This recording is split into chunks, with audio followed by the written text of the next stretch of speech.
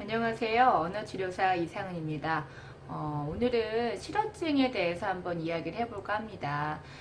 우리가 드라마나 영화 같은 데서 어떤 충격적인 사건으로 인해서 말을 잃어버리는 실어증에 걸렸다고 이야기하는 장면들을 볼 수가 있어요. 근데 사실 이렇게 심리적으로 혹은 뭔가의 충격을 받아서 말을 잃는 경우는 실어증이라고 보기는 조금 어렵고요. 사실 이것은 심리적인 원인으로 인해서 음성을 잃어서 목소리가 나오지 않는 실성증에 가깝다고 볼 수 있습니다. 우리가 어페이지아라고도 말을 하는데요. 어페이지아라고 말하는 이 실어증, 우리가 이제 나누려고 하는 실어증은 후천적으로 뇌 손상을 겪은 이후에 후천적으로 생기는 언어 장애를 뜻합니다. 언어 사용이 효율적으로 이루어지지 않는 상태를 뜻하는 것이에요. 우리가 언어라고 한다면 여러 영역을 좀 생각해 볼 수 있죠. 여러 양식들이 있어요. 우리가 이렇게 말을 하는 것도 언어의 한 영역이고, 또 듣고 이해하는 것도 한 영역이고, 읽는 것, 쓰는 것 등이 다 언어의 한 영역이고 양식인데요. 이것의 전반에서 좀 저하를 나타낼 수가 있습니다. 하지만 그 단어, 실어증이라는 단어에서 나타나듯이 언어를 완전히 상실한 상태는 아니에요. 언어 능력이 저하가 되고 그 언어를 사용하는 그런 양상들의 효율성이 저하가 되는 것을 뜻하는 것입니다. 실어증은 아까도 말씀드렸듯이 후천적인 뇌손상 이후에 나타나는 언어의 효율성의 저하라고 말씀을 드렸어요. 주로 뇌출혈이나 뇌경색 이후에 실어증을 겪게 되는데요. 뇌손상 부위가 굉장히 광범위하다던가 아니면은 그 중증도가 심할 경우에는 한마디도 이제 말이 안 나오는 경우가 있고, 또 남이 한 이야기를 전혀 알아듣지 못하는 경우가 있어요. 또 그런 반면에 실어증에 걸려서 계속적으로 꾸준한 치료를 이제 받아오거나 혹은 이제 그 중증도가 조금 약하다던가 그럴 경우에는 그냥 단어 생각 안 나는 정도의 경미한 언어 증상을 보일 수도 있습니다.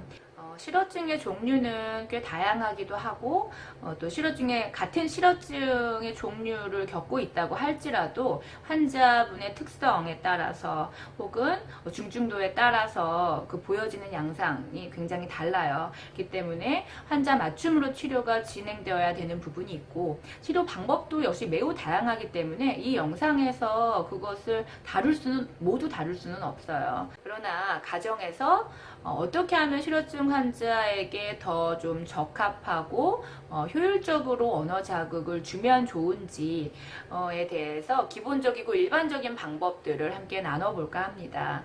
슈울이라는 학자가 있어요. 그 슈울이라는 학자의 자극 접근법, 스티뮬레이션 어프로치라는 자극 접근법을 좀 토대로 이야기를 나눠볼까 해요. 실어증이 나타날 경우 언어 표현이 저하가 되는 브로카 실어증이든 언어 이해가 특징적으로 저하가 되는 베르니케 실어증이든 그 외의 것이든 언어가 없어진 상태가 아니라고 말씀을 드렸죠. 언어가 없어진 상태가 아니라 언어 수행력이 저하되어서 언어 체계의 효율성이 떨어지는 상태이기 때문에 적절한 자극을 통해서 이제 언어 처리 과정을 활성화시키는 데 좀 중점을 두어야 합니다. 아기들 언어를 가르치듯이 아기들이 언어를 배우는 것을 이제 아주 초보적으로 아예 없는 상태부터 배우는 것이잖아요. 그렇게 가르치는 것이 아니에요. 언어 치료라고 하는 것은 이제 처음부터 언어 교육을 시키는 것이 아니라 적합한 자극을 주어서 기절해 있던 언어 능력들을 일깨워 주는 거라고 보시면 돼요. 숲속에 잠자는 공주 이야기를 아시는지 모르겠어요. 숲속에 잠자는 공주가 이제 어떤 저주에 걸려가지고 잠이 들게 되죠. 근데 왕자가 와서 입맞춤을 해야만, 사랑하는 사람이 입맞춤을 해야만 딱 깨어나잖아요. 그런 거랑 이 언어 능력을 깨우는 것이 비슷하다고 보시면 이해하기가 쉬우실 것 같아요. 공주가 잠들어 있을 때 뭐 때리기도 하고 흔들기도 하고 안 깨어나죠. 근데 적당한 자극, 적합한 자극, 적절한 자극인 왕자가 입맞춤을 했을 때 딱 공주가 눈을 뜨잖아요. 그것처럼 이 적합한 자극을 환자에게 주었을 때 잠들어 있던, 기절해 있던 그 언어 능력이 탁 깨어날 수 있도록 우리는 자극을 주어야 되는 것에 목표를 삼아야 합니다. 그러면 제가 지금껏 적합한 자극을 줘야 된다, 적절한 자극을 줘야 된다, 집중적인 자극을 줘야 된다고 지금 계속 그 이야기를 하고 있는데, 그러면은 그런 자극이 뭔데? 궁금하시잖아요. 어떻게 하면은 적절하고 적합한 자극인데, 슐이라는 학자가 이제 그것에 대해서 정의를 하였고 설명을 했어요. 자극 접근법에서 말하는 적절한 자극이란 강하고 집중적인 청각 자극을 뜻합니다. 청각 자극이에요. 그렇다면 가정에서 실효증 환자에게 어떻게 청각적인 자극을 적절하게 줄 수 있는가를 제가 한 4가지 정도로 이야기를 해보려고 해요. 첫 번째는 청각적인 메시지를 환자에게 주기 전에 환자가 들을 준비를 할 수 있도록 그 시간을 줘야 돼요. 지금 언어적인 효율성이 떨어진 상태란 말이죠. 그래서 상대방이 뭐라고 얘기했을 때 그게 바로 처리가 되지 않아요.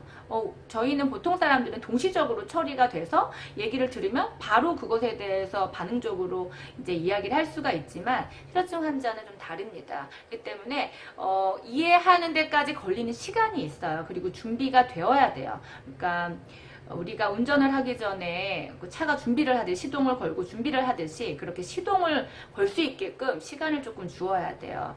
그래서 환자의 이름을 부르거나 우리가 메시지를 전하기 전에 지금 누구야? 지금 이야기할 거야. 여보. 지금 내가 지금 이야기할 거야. 잘 집중해서 들어. 이렇게 한다던가 어떤 시간을 좀 주셔야 돼요. 그래서 환자가 들을 준비가 되면 본격적인 할 메시지를 전달하시면 됩니다. 두 번째는 청각적인 자극을 이제 주실 때는 짧고 간결하게 해주셔야 돼요. 짧게. 실효증 환자들은 상대방의 말을 이제 듣잖아요. 들을 때 초반에는 잘 들려요. 근데 후반으로 갈수록 메시지가 소음처럼 들려지는 경향이 있거든요. 그렇기 때문에 메시지가 소음처럼 받아들여지기 때문에 들어오지가 않고, 또한 또 한 가지 메시지를 보유할 수 있는 용량도 이전 비해서 굉장히 제한적이어졌어요. 그렇기 때문에 장황한 설명을 이해하기 힘듭니다. 그래서 아주 간단하게 짧고 간결하게 핵심적인 메시지를 전달해 주시는 것이 좋습니다. 세 번째는 한꺼번에 많은 정보를 제공해서는 안 됩니다. 한꺼번에 많은 이야기를 막 해서는 안 돼요. 여러 가지 정보를 한꺼번에 정보 전달을 하면 안 된다는 이야기예요. 실효증 환자들은 방금 말씀드렸듯이 메시지를 보유할 수 있는 용량도 제한적이지만 그 정보를 처리할 수 있는 용량도 제한적이에요. 그렇기 때문에 한꺼번에 다량의 정보를 처리하기가 어렵거든요. 그렇기 때문에 환자한테 이야기를 할 때는 한 번에 한 개씩만, 한 번에 한 가지 정보씩만 이제 이야기할 수 있도록 도와주세요. 그래서 그것을 이해하고 있는지 확인하셔야 되고요. 그렇게 해주시는 것이 좋습니다. 또 네 번째는 무엇인가 가르치고 할 때 반복적으로 들려주셔야 됩니다. 집중 자극이라고 하는 것은 굉장히 반복적으로 들려주는 것과 일맥상통하다고 보시면 돼요. 그래서 반복적으로 들려주시되 어떻게 반복적으로 들려주셔야 되냐면 정확한 발음으로 천천히 들려주시는 것이 중요합니다. 그냥 일반적으로 우리가 사람들이랑 소통하듯이 사람들이랑 이야기할 듯이 이런 말 속도로 하면 실효증 환자분들은 이해하는 것이 어려워요. 그렇기 때문에 천천히 반복적으로 짧은 구문을 사용해서 정보 전달을 하는 것이 좋습니다. 이제까지 제가 그 실효증 환자분들 가정에서 어떻게 청각적 자극을 주면 좋을지 슐의 자극접근법에 근거를 해서 말씀을 몇 가지 드렸습니다. 실효증의 증상들이 매우 다양하죠. 그리고 실효증에 걸린 환자분들은 이전에 비해서 언어 효율성이 굉장히 저하되고 그렇기 때문에 주변에서 막 힌트를 주시면서 처음에는 언어를 이끌어내실 거 아니에요. 근데 이 힌트를 주는 방법들을 체계적으로 좀 가주시면 좋아요. 아주 일반적인 얘기를 한 가지만 더 해볼게요. 예를 들면 이거 펜이잖아요. 이거 뭐야? 라고 물어봤어요. 펜이죠. 볼펜이죠. 예를 들어 볼펜이라고 합시다. 볼펜이죠. 처음에는 의미적 힌트를 주시는 거예요. 의미적 힌트라고 하면 이것이 가지고 있는 용도 혹은 모양 아니면 색깔 그런 것들 의미가 어떤 사물마다 의미를 가지고 있는데 그것을 설명을 해주시는 거예요. 그랬는데도 가만히 모르겠다는 어떤 제스처를 하신다. 그러면은 그 다음에는 음소적 글자 힌트를 주시는 거예요.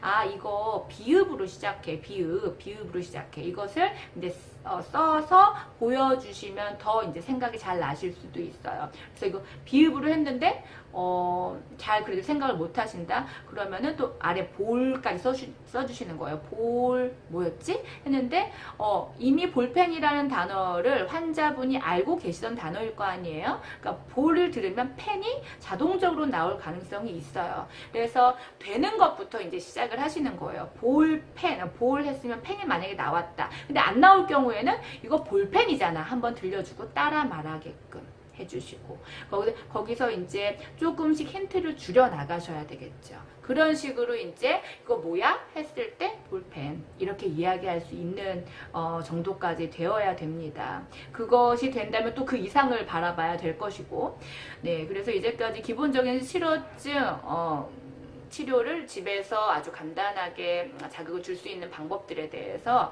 나누었습니다.